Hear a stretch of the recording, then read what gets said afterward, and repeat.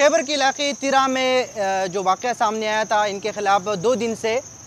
बाड़ा में एक धरना जारी था। ये धरना बाड़ा सियासी इत्तेहाद, जो मुख्तलिफ़ सियासी जमातों की नुमाइंदगान की एक तंजीम है,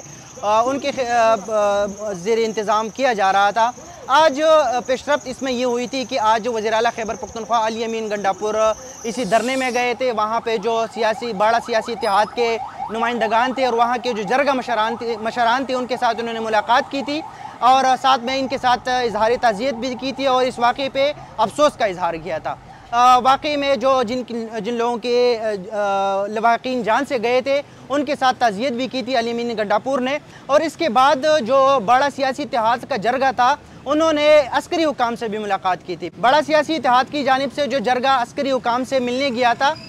उस जरगे में बड़ा सियासी इत्तेहाद के नुमाइंदगान के मुताबिक ये हुआ है कि 2 दिन बाद उनके मुताबिक वो पेशावर में जो सीनियर आला हुकाम है, अस्करी हुकाम, उनसे मुलाकात की जाएगी और बाड़ा और खैबर में वहाँ पे जो अस्करियत पसंदी है इनके हवाले से लाए अमल जो है वो तय किया जाएगा। जो वहाँ पे धरना जारी था, जरगा में कामयाब मुज़ाकरात के बाद उस धरने को ख़त्म किया गया है, लेकिन बड़ा सियासी इत्तेहाद के नुमाइंदगान ने ये ज़रूर बताया है कि 2 दिन बाद आला हुकाम से मुलाकात होगी और उस मुलाकात में एक लाए अमल तय किया जाएगा। लेकिन फिर भी अगर ये मसला हल नहीं हुआ,